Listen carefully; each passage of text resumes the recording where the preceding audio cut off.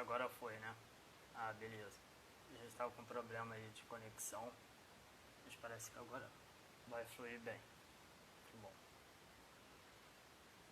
Deixa eu chamar aqui.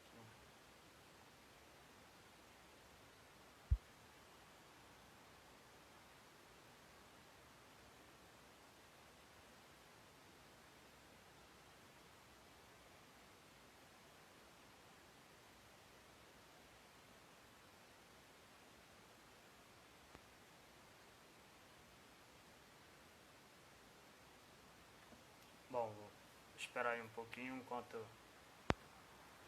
a Luísa vai se conectando, o pessoal vai entrando. Ah, beleza.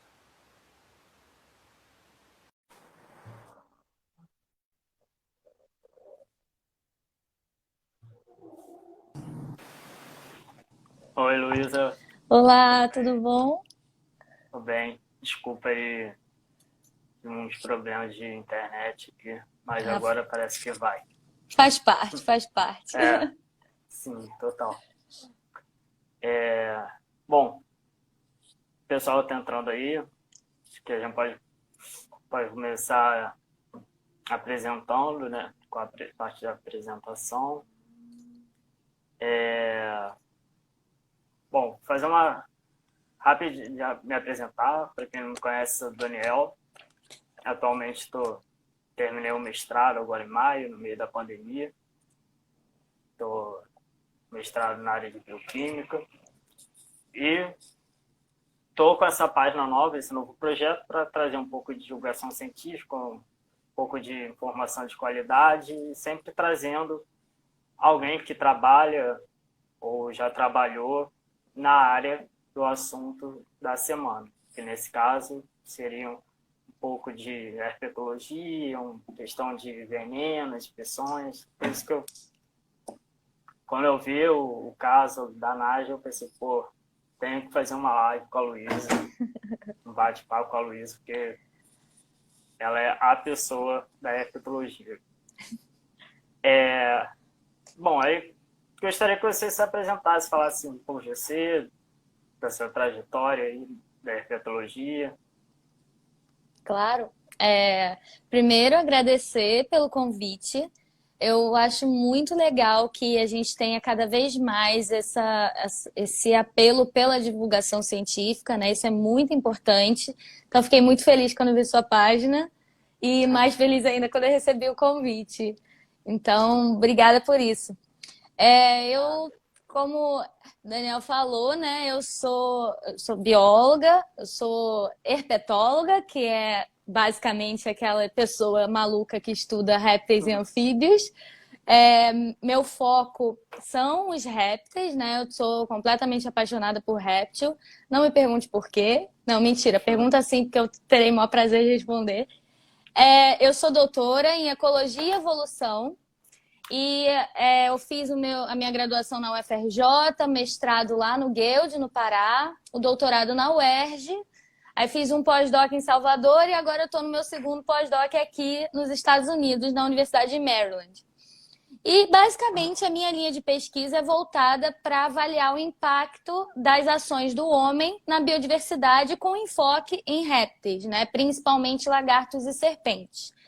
Então, dentre esses impactos, o que eu tenho focado bastante são as mudanças climáticas, mas eu também tenho trabalhado um pouco com a questão do desmatamento, do fogo, né? Recentemente teve a mancha de óleo lá no Nordeste brasileiro. Eu não estava focando em réptil, mas eu também estava presente ali tentando fazer pesquisa sobre essa temática e tudo, então eu estou sempre buscando, né, entender um pouquinho como que a gente influencia no meio em que a gente vive.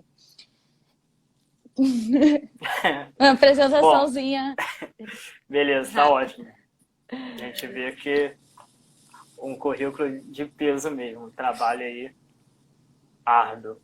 Bom, só para esclarecer aqui, tanto para você quanto para o pessoal, quem tiver alguma dúvida, pergunta, pode jogar pergunta aqui nos comentários, eu vou anotando aqui e no final a gente vai trocando uma ideia. vai perguntando. Só para dar uma contextualizada nesse assunto da semana aqui da página e também da live, a gente viu, né, e também quem não viu vai ficar sabendo agora, o caso da Naja, da serpente Naja, que mordeu uma pessoa lá em Brasília e quase não tinha o antídoto aqui no Brasil, sorte que tinha no Butantan.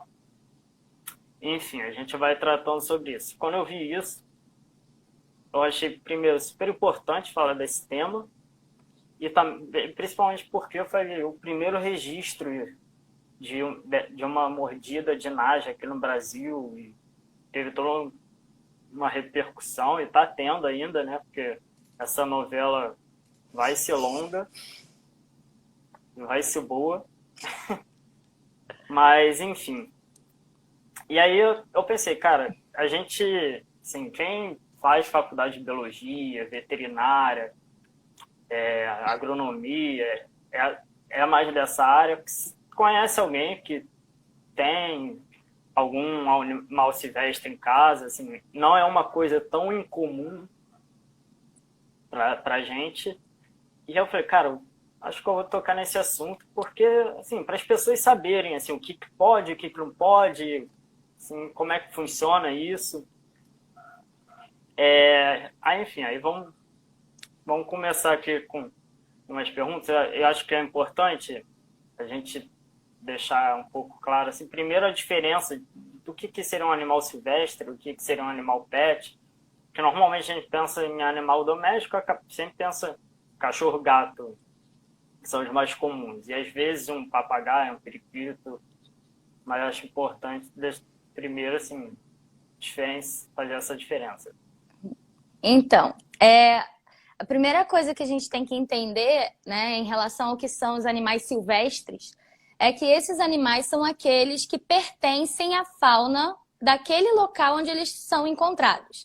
Então, por exemplo, no Brasil, a gente tem onça-pintada, a gente tem arara, a gente tem jabuti, a gente tem jiboia, jararaca. Todos esses animais são animais silvestres da fauna brasileira, né? Então, eles são encontrados na natureza, no Brasil, onde eles são originários daquele lugar.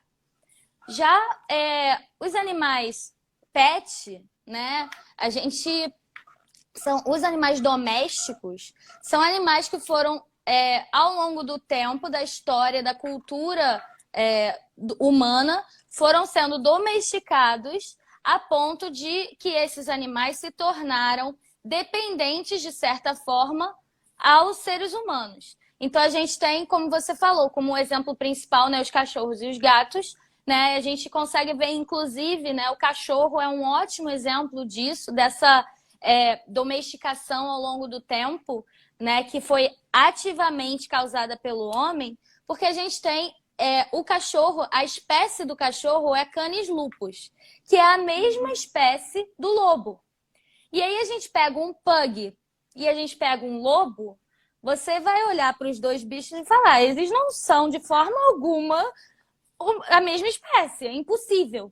Só que não é impossível, né? Isso foram modificações genéticas que o ser humano foi causando ao longo do tempo nessa espécie para suprir as suas necessidades e os seus desejos, né? Por assim dizer. Então, o Canis lupus familiaris, que é o cachorro, né? É a subespécie familiaris, é completamente diferente do Canis lupus lupus, que é o lobo, que é a espécie originária, digamos assim, né? O animal originário. E isso se repete, né, nos outros animais que são considerados domésticos, não com tanta intensidade quanto aconteceu com os cachorros, mas a gente vê essa dependência, né, maior de certos animais ao ser humano.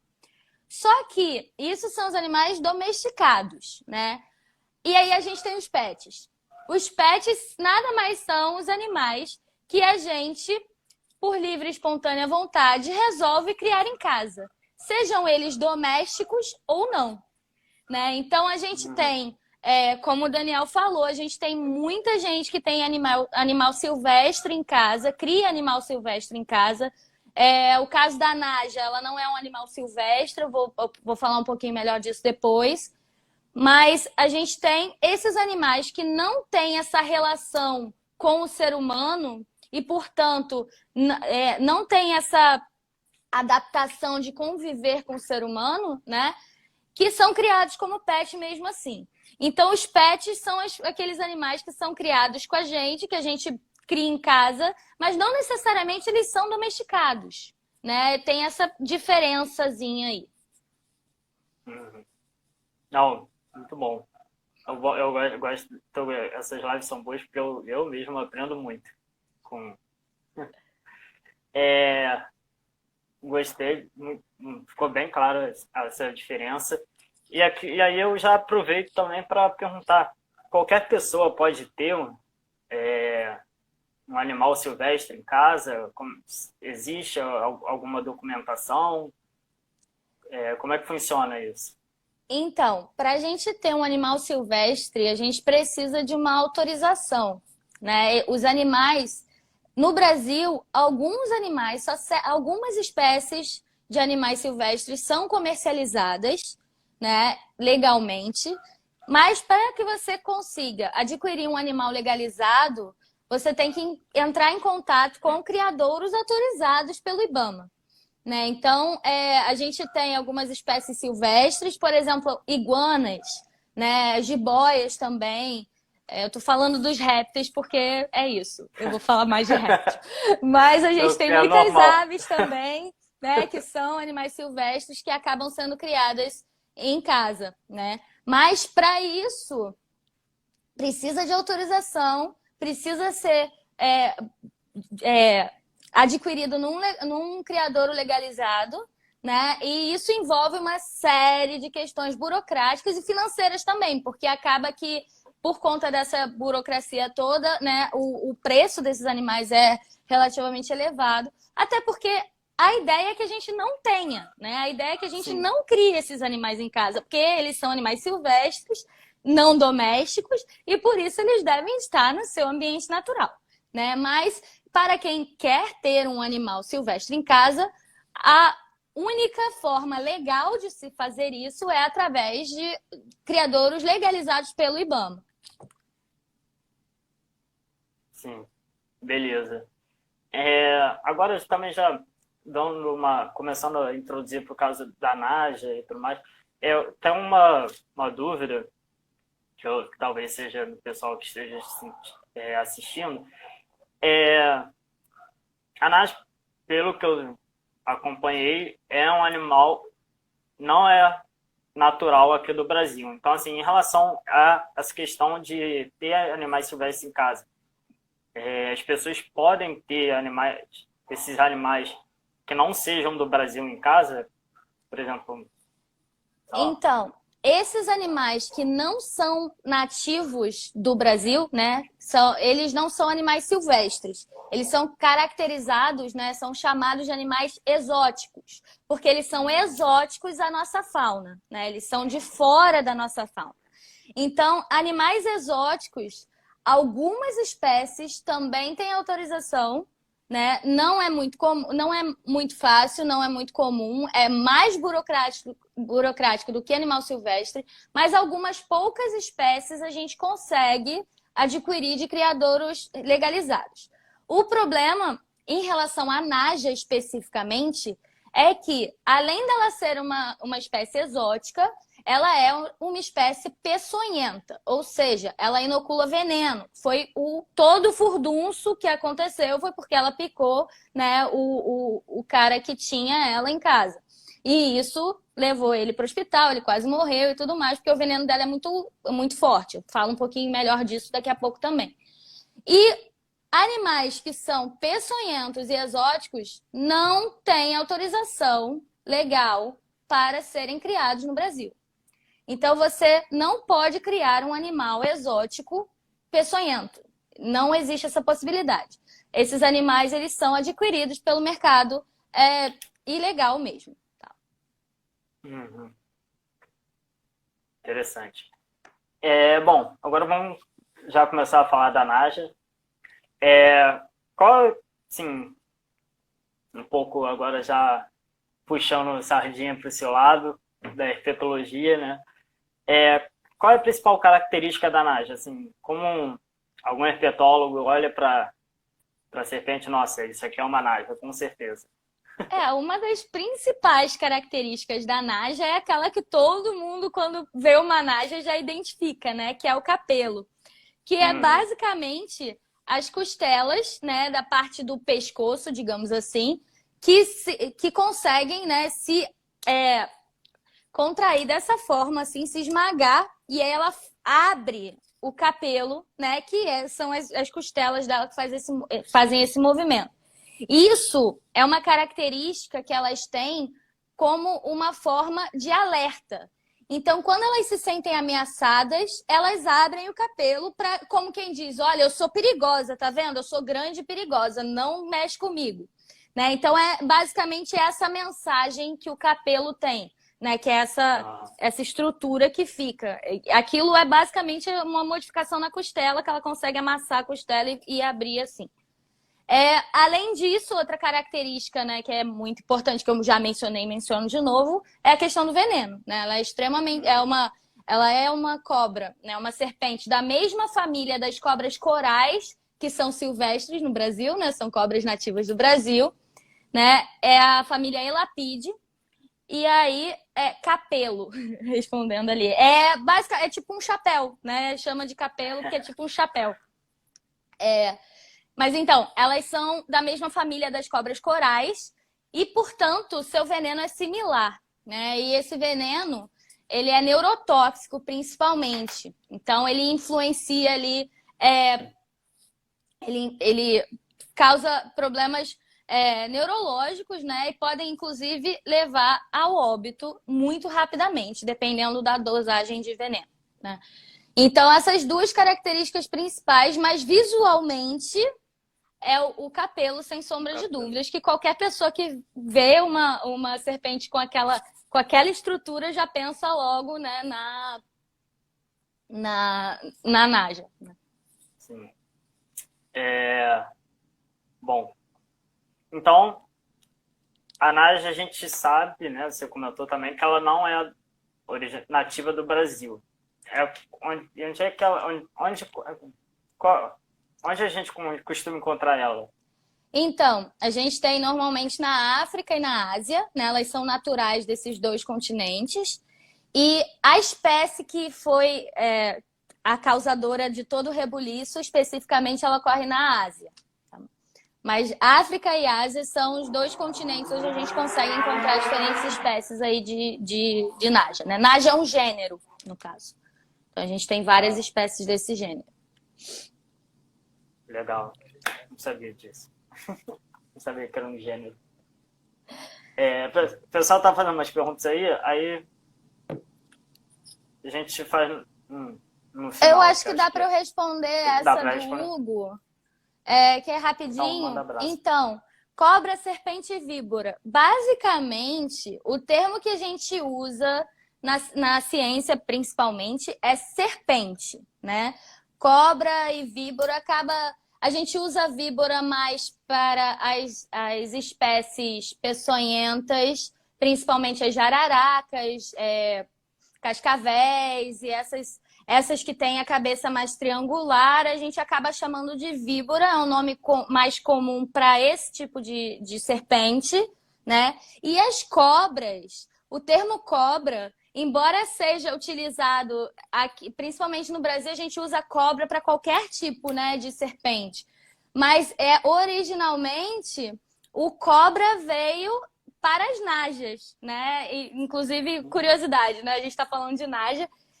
O termo da cobra, ela veio um termo voltado para as najas. Mas aí a gente popularizou, ficou cobra para tudo quanto é lado, né? Mas o termo mais comum dentro da academia, assim, é serpentes. Inclusive, é o nome do grande grupo, né? Que a gente tem, inclusive, um artigo que fala sobre a evolução do grupo dos Lepidosauria, que basicamente, né, resumindo, são os lagartos, as serpentes, as anfisbenas, que são as cobras de 2 cabeças, e o tuatara, que é uma espécie, né, que é o pessoal adora chamar de fóssil vivo, mas pelo amor de Deus, não usem fóssil vivo, né? É o último remanescente de todo um grupo que é o grupo irmão dos lagartos e das serpentes, né? Mas, enfim, nesse artigo que trata da evolução dos Lepidosauria, né, os grandes grupos que são detalhados são, dentre eles, as serpentes, com esse termo. O artigo é em inglês, mas o termo usado é serpentes, em português, assim.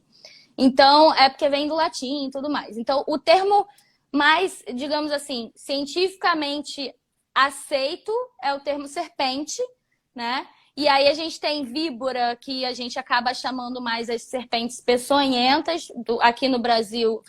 Aqui não, porque eu não tô aí, mas vocês entenderam.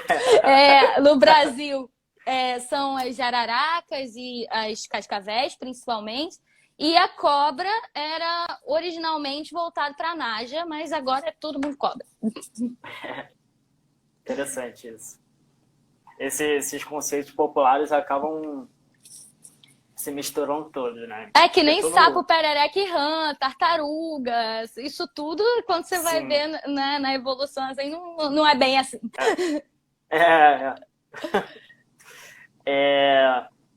Vou só aproveitar que a gente tá falando disso de biologia, assim, uma coisa mais geral.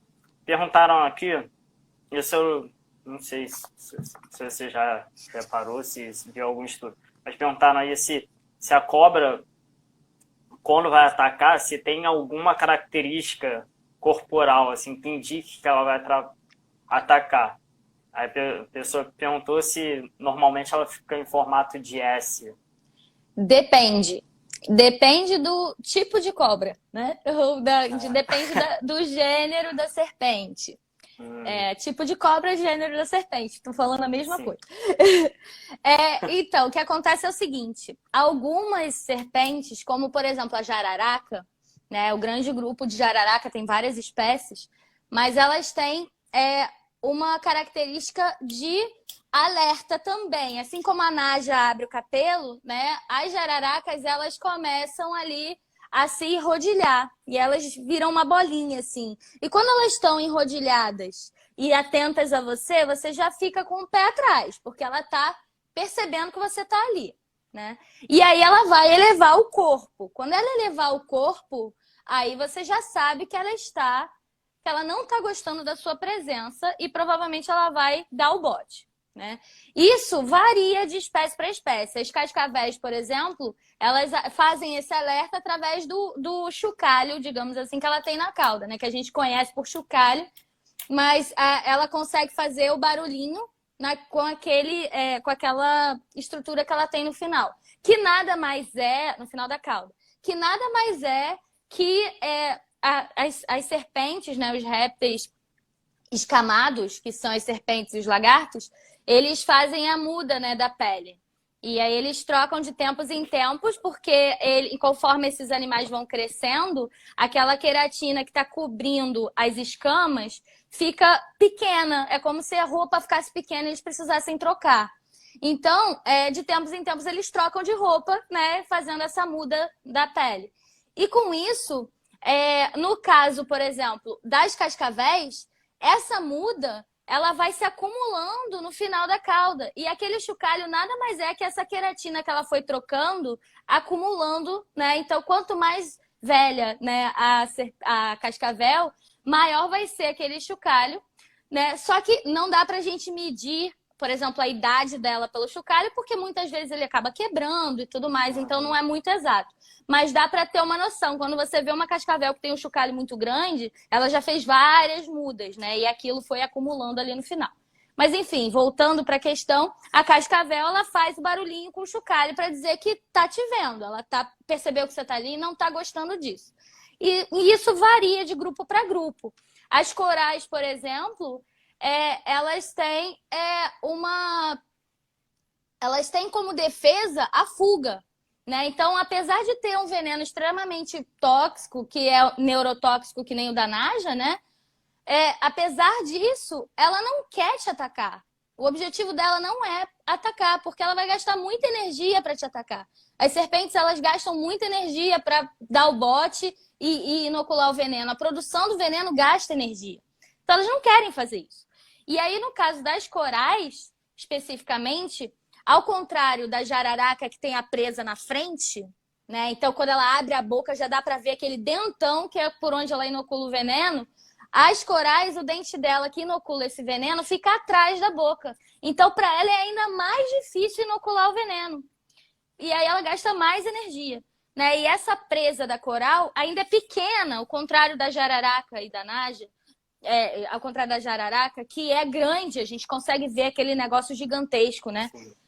Para a coral é pequena, então ela tem que abrir muito a boca, ela tem que tentar encostar esse dente em você, tipo, vai dar muito trabalho para ela. Então, o objetivo dela, quando ela vê que está sendo ameaçada, ela vai tentar sair, ela vai tentar fugir, né? Ou ela vai ficar ali imóvel, tipo, ninguém tá me vendo. E aí, quando ela percebe que o predador, né, no caso a gente, viu ela e tipo, tá se aproximando, aí ela já fica em alerta, já tenta fugir. E ela só vai atacar se ela realmente não conseguir fugir, se ela sentir que não tem para onde ir, para onde correr. Show. Bom, voltando agora sobre a Naja, o caso da Naja, acho que uma pergunta que muitas pessoas devem ter se feito, se perguntado, algumas até perguntaram para mim, por que é tão difícil encontrar um soro, um antídoto para esse veneno da Naja? Então, né, o soro antiofídico, que é o que a gente chama, né, que é o soro para esses acidentes com serpentes, ele é espécie específico, ou seja, o soro de uma naja só funciona para essa naja, né, para quem foi picado por essa naja. O soro de uma jararaca só vai funcionar para quem foi picado por jararaca.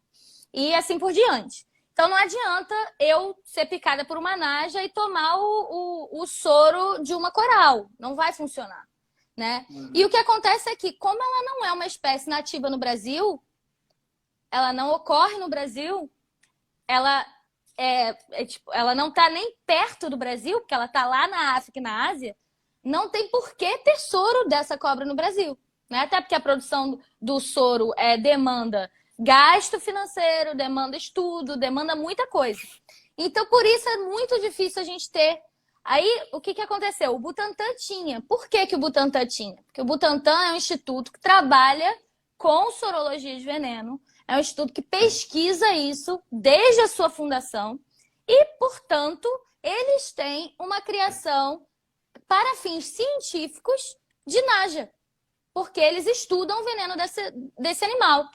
Então, eles têm autorização para ter essa criação. A criação tem um fim científico, né? E por conta disso, eles tinham 10 ampolas, parece, desse soro, o que é uma coisa muito irrisória. Que eles têm por quê? Porque os pesquisadores trabalham com essa serpente. Então, o que se espera é que, se alguém vai ter algum acidente ofídico com uma naja no Brasil, esse alguém vai ser as únicas pessoas que, teoricamente, têm contato com esse animal no Brasil, que são os pesquisadores. Mas não foi o que aconteceu, né? A gente, através desse caso, a gente descobriu aí esse menino que tinha essa serpente em casa, ilegalmente. Inclusive, tem toda uma investigação aí sobre tráfico de animais rolando por conta disso. Só que aí ele não tinha soro, porque ele criava essa naja, mas ele não teve a responsabilidade de, ao menos, ter uma ampola de soro, né, para caso acontecesse isso. E foi o que aconteceu. Não tinha soro disponível, teve que pegar do Butantan, porque, por um acaso, o Butantan, por um acaso, né, entre aspas, o Butantan tem a criação dessa serpente para fins de produção de ciência, né? Então, é por isso que é difícil. A gente não tem por que ter esse soro, né? Nem esse, nem de nenhuma outra serpente que não ocorra no Brasil. Não faz sentido a gente ter.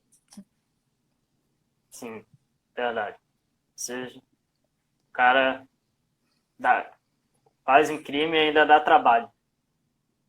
É... Bom, vamos... Beleza. Agora, uma pergunta mais assim, relacionada a mais um pouco a ecologia. Sim, pelo contexto todo da história, um cara tinha cobra, foi mordido, foi para o hospital e deu um sumiço na cobra. Alguém deu um sumiço na cobra, né? E aí depois acharam a cobra no meio na rua, num canteiro. E aí a minha pergunta é, se ninguém achasse essa cobra, poderia ter alguma consequência, além de o risco de outras pessoas serem mordidas, teria algum risco ambiental, poderia gerar algum certo desequilíbrio? Então, essa questão é muito complexa, porque assim, o que acontece? Quando a gente introduz um animal exótico no meio ambiente, né, num sistema em que que ele é exótico àquele sistema, ele não pertence àquele sistema, a gente está inserindo provavelmente um competidor para as espécies locais, né, que ocupam o mesmo nicho que a gente chama na ecologia, que basicamente nesse ecossistema fechado, a gente tem o predador, a gente tem a presa, a gente tem o consumidor primário, secundário, terciário, a gente tem ali esse sistema fechado, né, arrumadinho. Qualquer animal ou qualquer indivíduo que entre, que não seja pertencente àquele sistema, ele vai acabar ocupando o mesmo emprego, digamos assim, emprego natural de uma espécie que já existe ali. E isso é problemático quando a gente fala, por exemplo, né, foi no Distrito Federal, a gente está falando do Cerrado. No Cerrado a gente tem as jararacas, que ocupariam aí o mesmo nicho da naja. E aí a gente tem espécies de jararacas que estão aí entrando para a lista de espécies ameaçadas. E aí a gente introduz uma espécie que compete com ela, que não é daquele local, e que vai competir pela mesma alimentação que essa espécie, que inclusive já está entrando para a lista de ameaçado. Então, existe essa possibilidade de um animal exótico acabar fazendo com que a população do animal nativo, do animal silvestre, diminua, né? E acabar prejudicando aí esse sistema que é fechado. Dito isso, eu entro numa questão mais em termos práticos. A gente está falando de um único indivíduo, né? É uma única naja. Então, o impacto dessa naja na população seria uma coisa pontual até ela morrer, porque ela não teria como se reproduzir. Então, a espécie não se estabeleceria nessa região, certo? Ela não poderia se estabelecer ali, criando novas gerações e acabar se estabelecendo naquele local, né? Então, o impacto dela seria durante o seu período de vida, né? Mas ainda assim seria problemático, porque enquanto ela vivesse, ela estaria ali competindo com as espécies locais, né? A gente tem um exemplo bem prático disso no Brasil, inclusive, né, que é o teiu, né? O teiu é aquele lagarto, o maior lagarto que a gente tem, assim, mais comunzão, né? Um grandão meio cinza escuro, preto, por aí. Esse lagarto, né, ele tem em vários lugares do país e ele foi introduzido em Fernando de Noronha propositalmente, né? Levaram o teiu para Fernando de Noronha com o intuito de fazer ele acabar com a praga de ratos que estava havendo na região. Só que, um detalhe, teiu não come rato. Porque teiu é diurno, rato é noturno. Não tem como, né? Não bate. Sim. Então, assim, introduziram uma espécie que, no caso, ela é nativa do Brasil, mas ela é exótica a Fernando de Noronha. Numa escala regional, ela é exótica a Fernando de Noronha porque ela não ocorre lá. Então, introduziram essa espécie lá para acabar com uma praga e ficaram com duas pragas. Porque aí, né, temos agora a praga dos ratos, que foi resolvida de outra forma, que não vem ao caso. introduzindo outra espécie. E tem a praga dos teius, que estão comendo os ovos das aves nativas da região. Ou seja, a introdução do teiu levou à diminuição da população de aves de Fernando de Noronha. Muitas delas que são endêmicas da região, que nidificam somente lá. Então, você consegue ver o problema acontecendo, né? E isso é um exemplo prático do que é a gente introduzir uma espécie num ambiente que ela não ocorre, né? Sim. Nossa, eu não sabia disso de Fernando de Noronha. Cacete. Não, e ele E compete fora... com o lagarto de lá também, né? Que é a mabuia de Noronha, que é endêmica de lá, ela só ocorre lá. E, enfim, ele compete também com ela. Imagina toda a cadeia. Deve ter... Desandou tudo. Bom, vamos partir agora para algumas curiosidades e umas perguntas que fizeram aqui também. Uma outra coisa, quando vem na cabeça, vem aquela questão da cobra que fica dançando na flauta, que é muito comum na Índia, no Sudeste Asiático.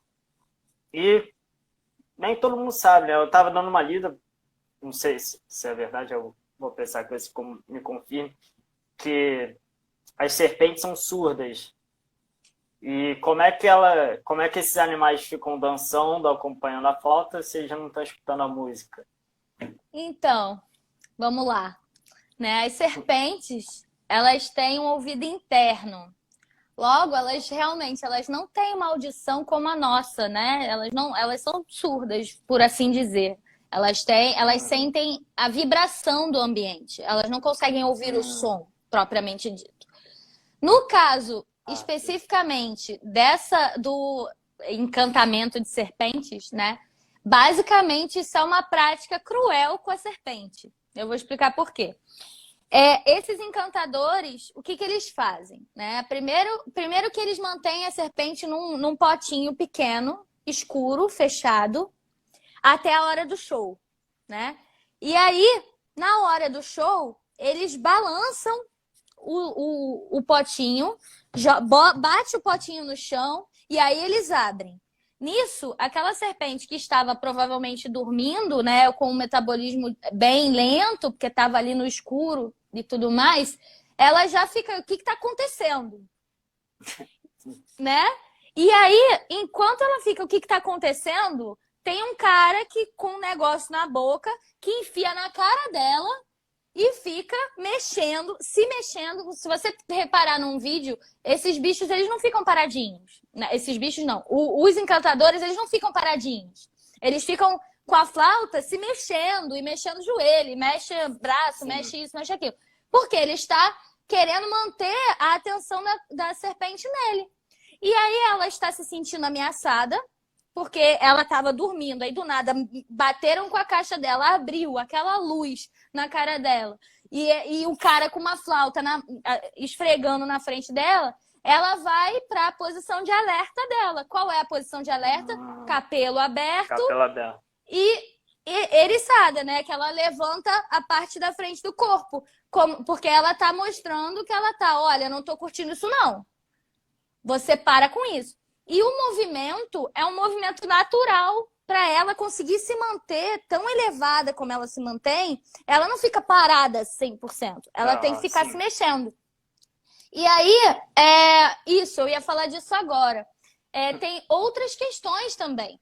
Além deles fazerem isso tudo, eles normalmente colocam xixi de rato na ponta da flauta. Por quê? Normalmente eles mantêm a serpente com fome, eles deixam elas muito tempo sem comer, e aí eles colocam o xixi de rato na flauta, porque ela vai sentir o cheiro que é do alimento dela e vai tentar, e vai ficar tipo, peraí, tem um bicho, será que finalmente eu vou conseguir comer? Né? E ela fica na posição de alerta, buscando e prestando atenção na flauta, porque tem o cheiro. E um parênteses aqui. Enquanto a audição é péssima, o olfato das serpentes é extremamente acurado.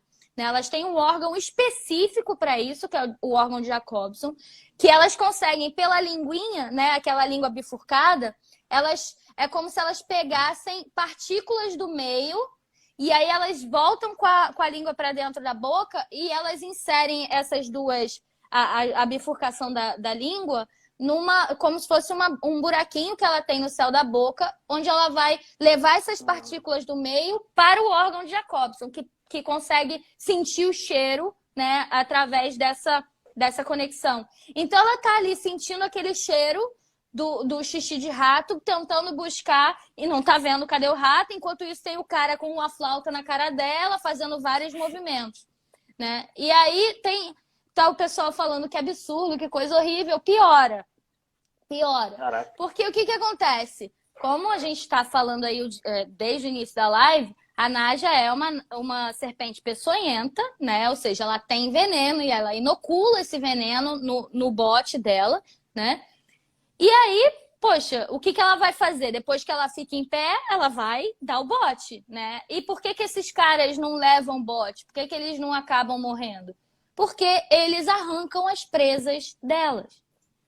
Então, eles simplesmente arrancam a forma que ela tem de se defender deles, que é através das presas.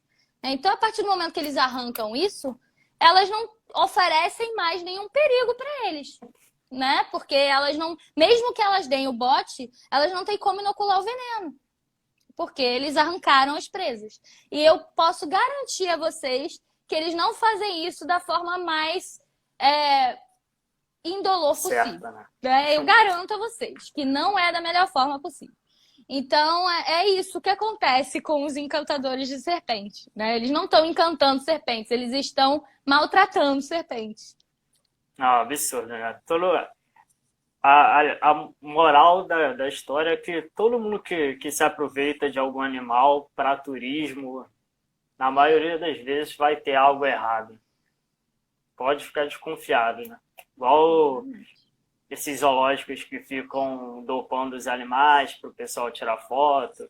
Exatamente. Bom,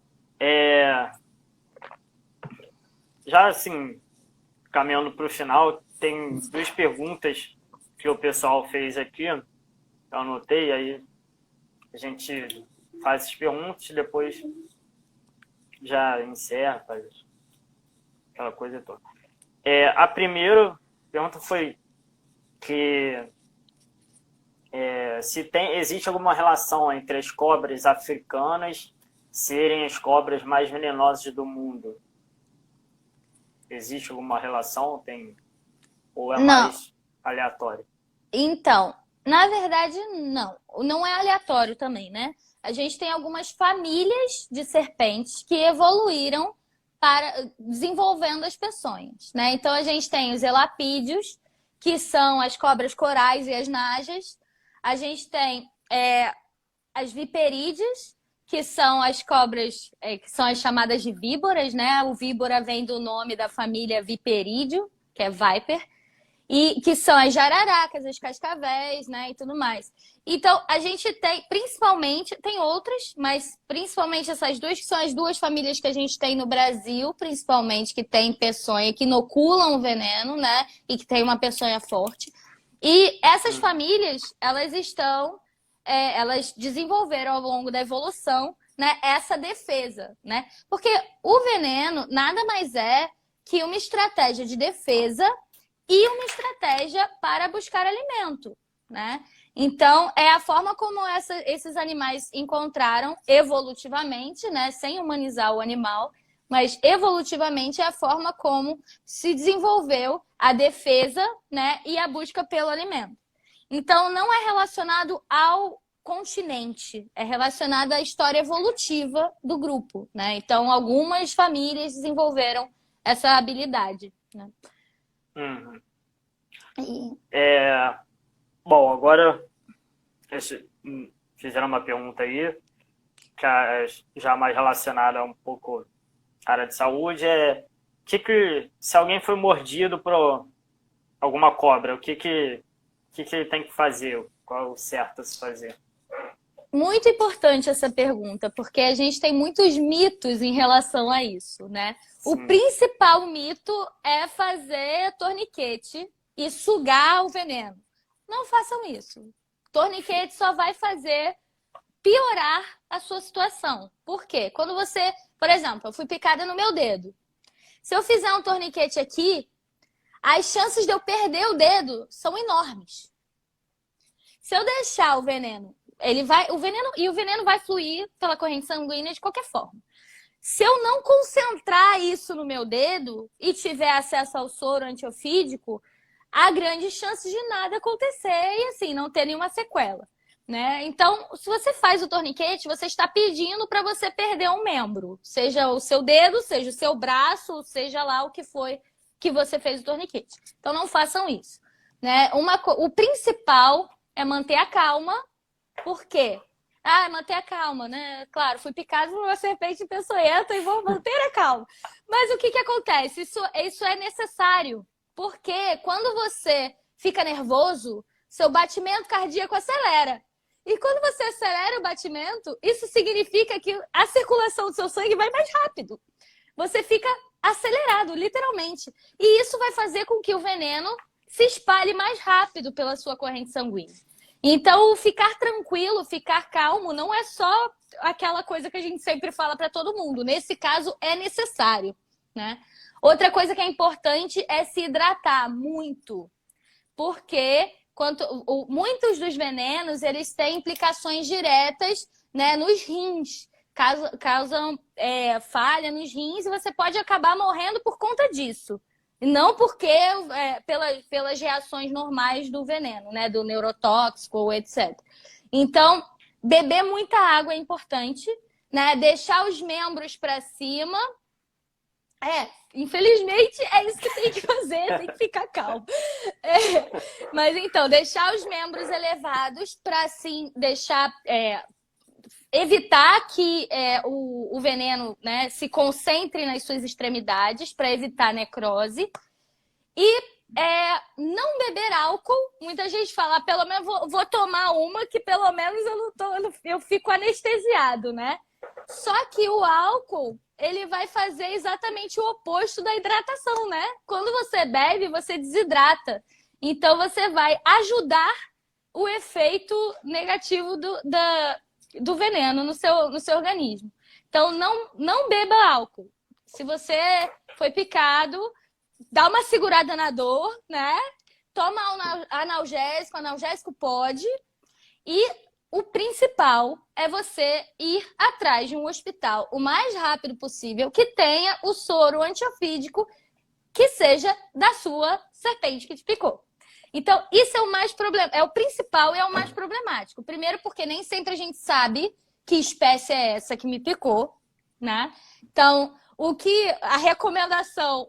a melhor recomendação é leve a cobra com você, mas quem é que vai ser picado por uma jararaca e vai pegar a jararaca e levar junto para o hospital? Isso é muito difícil. Talvez um biólogo, talvez um herpetólogo. Aí Talvez sim. um herpetólogo faça isso, mas de maneira geral, isso não vai acontecer. Né? Então, pelo menos tirar uma foto dela. Isso já ajuda bastante, né? Tirar uma foto da cobra, levar a foto.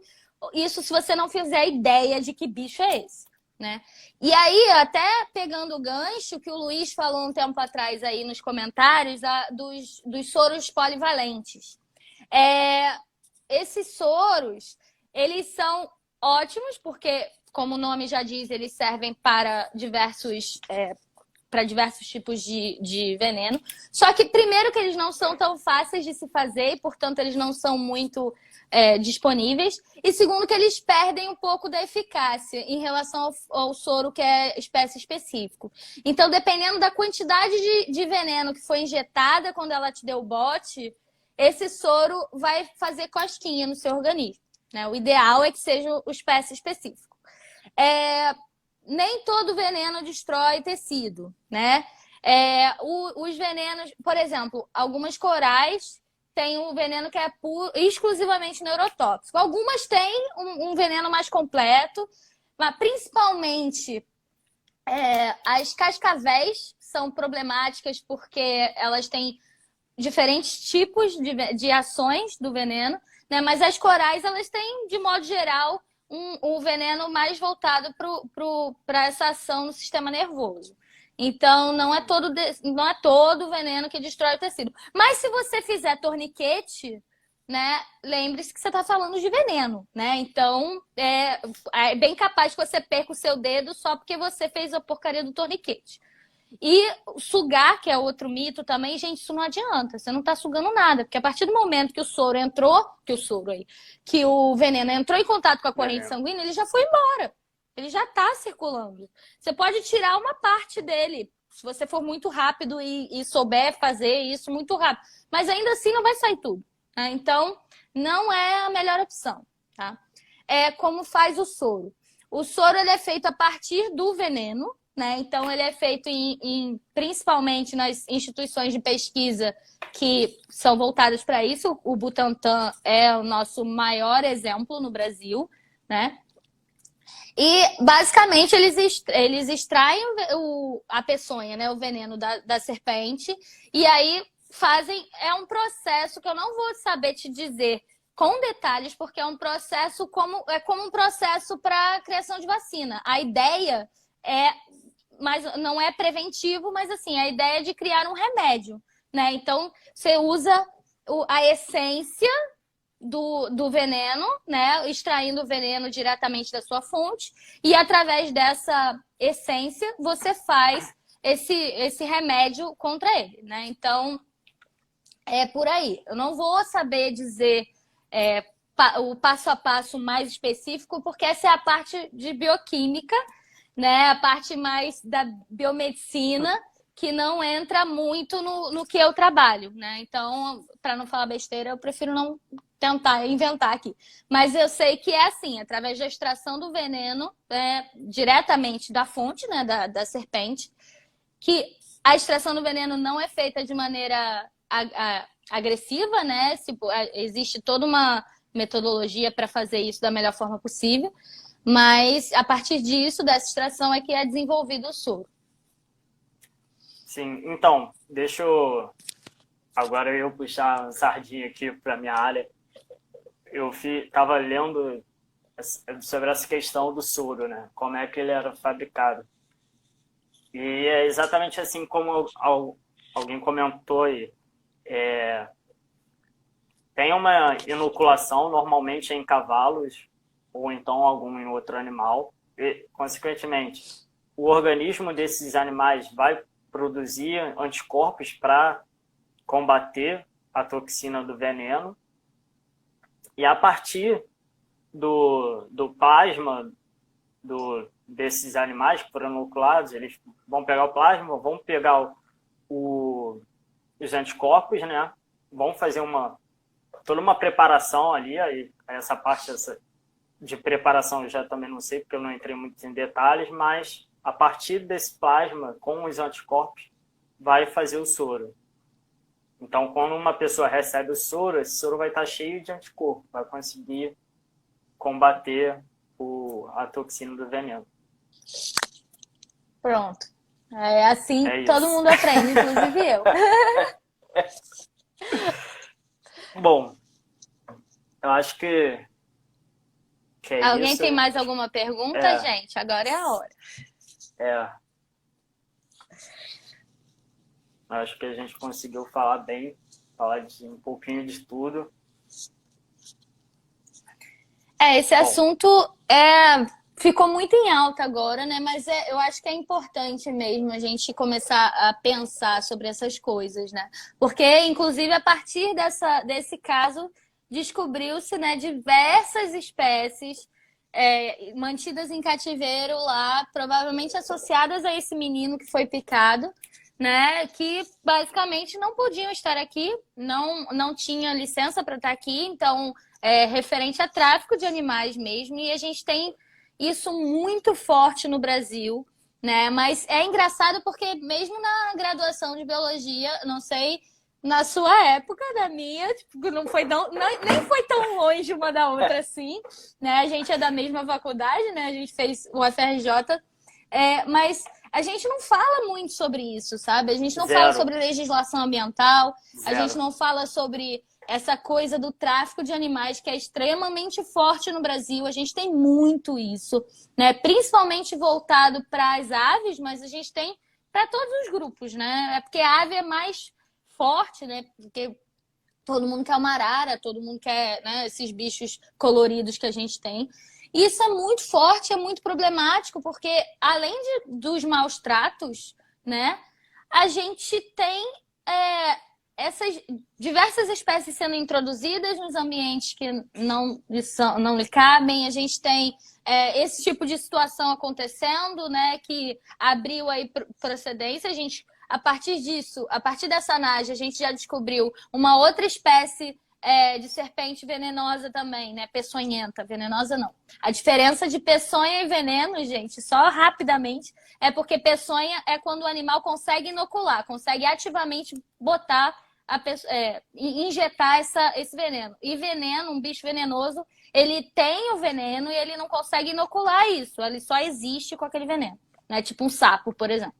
Mas enfim, aí descobriram outra serpente peçonhenta que não é nativa do Brasil. E imagine, mais um caso de outra serpente picando alguém. Tipo, é muita irresponsabilidade, né? Então é muito importante a gente falar sobre isso, porque qual a necessidade de a gente ter um bicho que não é nativo na nossa fauna, que não é legalizado, né? Qual é a necessidade da gente ter esse controle sobre outros organismos, sobre outros seres vivos? O ser humano adora ter esse controle, né? Mas para que a gente tem esse controle? Não precisa disso. A gente faz parte do meio, a gente não é dono do meio, né? E eu acho que falta um pouco dessa consciência nos seres humanos, né? De que somos apenas mais uma espécie dentre as 9 milhões de espécies que existem no mundo, né? É só mais uma. E a gente coexiste, a gente não manda, né? A gente não é dono. A gente tem que coexistir. Inclusive, a gente depende deles, né? Porque, até onde eu sei, ninguém aqui se alimenta de luz, né? Então, a gente depende desses seres vivos. E por que a gente tem essa relação de domínio sobre eles, sabe? Eu fico bem reflexiva em relação a isso. Tenho ficado cada vez mais, porque quem trabalha com mudanças climáticas sabe que o negócio está pegando fogo, literalmente. Então, é Sim. muito complicado. A gente precisa parar para pensar um pouquinho nisso, sabe? Sim, com certeza. Não, e eu tenho, como eu parei para dar uma lida nessa questão de tráfico de animais, e assim, eu comecei a ler sobre a Naja. Quando eu fui ver, eu estava lendo sobre tráfico de animais. Quando eu estava lendo sobre biopirataria. E assim, cada coisa que eu lia, eu ficava assim, cara, é muita grana, é muita coisa ilegal que rola por trás e ninguém fala nada, porque ou não dá audiência, ou pô, Não, e eu fico. assim, uma curiosidade em relação a isso, que é surreal, é que assim, dá dinheiro. Por quê? Porque esse menino, ele foi multado em R$ 2.000. Essa foi a punição dele, tirando o fato dele ter sido picado e quase morrer, mas a punição dele pelo tráfico foi R$ 2.000, sendo que ele vende uma cobra por R$ 20.000. Ou seja, tá Eu tava valendo a pensando, eu pena, né, pensei ser isso. traficante no Brasil. Sim. Sabe? É surreal, é surreal. Eu fiquei espantado com isso. Eu falei, gente, a pessoa vai pagar R$ 2.000. O que é R$ 2.000 para quem fica traficando animal? Tipo, cara, o dinheiro que a pessoa deve ter conseguido vendendo uma naja, eu nem sei quanto, o que chutar. É isso, é R$ 20.000 no baixo uma serpente como essa. E Tá assim, ele tinha maluco. uma criação, né? Não era uma. Então, É, assim, pelo, pelo complicado. que viram lá, umas 16, um negócio assim. É, só o tempo vai acabar aqui, aí a gente começa uma outra para fechar direitinho. Tá bom. Mas, mas sim, é uma coisa muito revoltante, sabe? E triste mesmo, é como você falou. Cada vez que já vai estudando, vai lendo sobre essas coisas e vai vendo que ninguém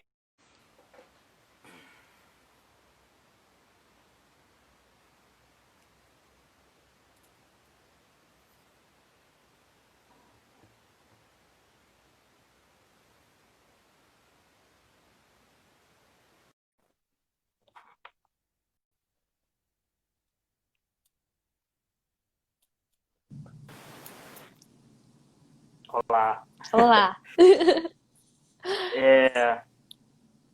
Bom, como eu estava desabafando, né? É uma coisa revoltante. Mas, enfim, vamos... Acho que algumas pessoas novas entraram aí. Para quem entrou agora, a gente está encerrando. A gente falou um monte de coisa, falou sobre a Nádia, falou sobre questões de herpetologia em geral. E, bom, eu queria te agradecer demais por ter aceitado o convite. Eu estou me amarrando em fazer essas lives. Você é a segunda convidada, mas já estou falando com uma galera para fazer a de semana que vem. A de semana que vai ser legal. Essa revolta dos bichos tá muito boa. Fica aí um leve spoiler da próxima live. E, enfim, acho que a galera que assistiu conseguiu aprender bastante. Acho que a gente falou bastante e de uma forma também acessível, né? Não fica... A minha maior preocupação dessas lives é o vocabulário e tal, mas acho que deu para... Isso é muito a galera conseguiu importante. pegar. Isso é muito importante, né? Tornar o conhecimento que a gente tem acessível, né? Porque Sim. biólogo adora falar jargão, né? Usar palavras difíceis para dizer que sabe alguma coisa, né? A gente dá nome para tudo, os nomes que a gente dá não são simples.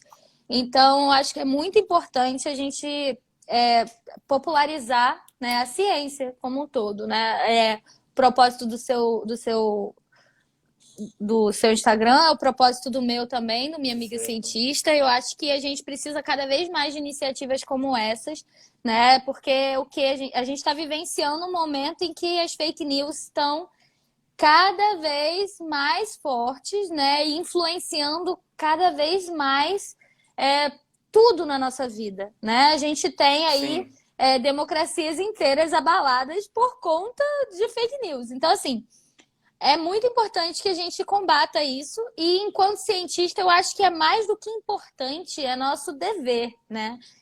Porque a nossa profissão, ela é basicamente responder questões do universo. E para quem que a gente está respondendo essas questões, né? Para quem? É para o meu ego?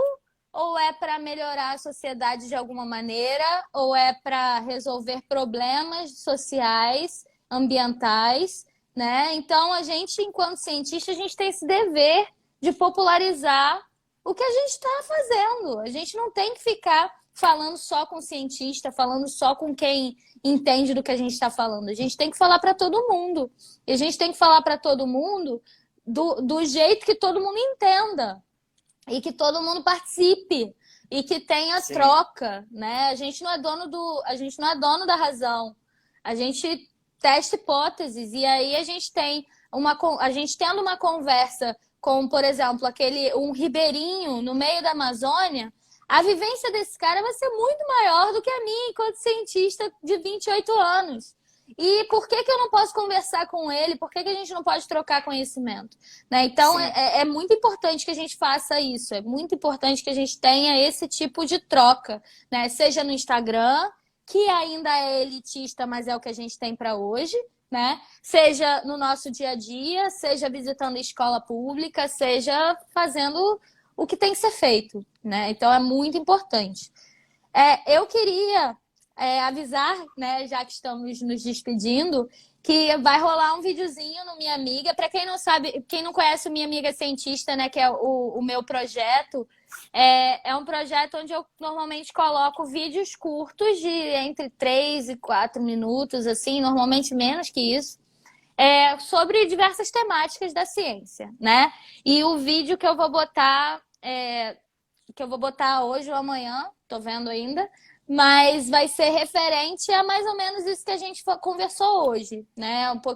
Um vídeo de 3 minutos, não uma live de 1 hora e lá vai pouquinho, mas vai ser voltado para essa temática. Então, quem quiser dar uma olhada, tem alguns outros vídeos disponíveis já, né? São todos muito curtinhos, porque a proposta é justamente ser uma coisa mais dinâmica, né? E que todo mundo tenha vontade de assistir, não pare no meio e vá fazer outra coisa. Sim, Então, sim, total. então, fazendo já propaganda aí Eu de dou, minha amiga. Quem eu quiser dou uma chegar, quem não divulgada. conhece, dá uma olhada, veja se gosta, se gostar, curte, compartilha, para a gente poder alcançar cada vez mais o público, né, que não tem essa informação tão disponível o tempo todo. Sim. E vou compartilhar também. Acho que é sempre bom a gente ir ampliando também as nossas redes de contato, né? Bom, Luísa, é isso. Quero te agradecer de novo. E a gente vai seguindo aí, Com né, certeza. nosso trabalho aí de divulgação, de falando de biologia e tudo mais. Com Beleza? certeza. Obrigada mais uma vez pelo convite, parabéns pela sua iniciativa. Eu fico muito feliz mesmo Valeu. quando eu vejo que mais pessoas, principalmente mais pessoas da minha geração da UFRJ, fazendo isso. Eu acho muito bacana, eu fico muito feliz, de verdade. Sim, total. Valeu, gente. É, Foi um prazer estar aqui com valeu. vocês. Tchau.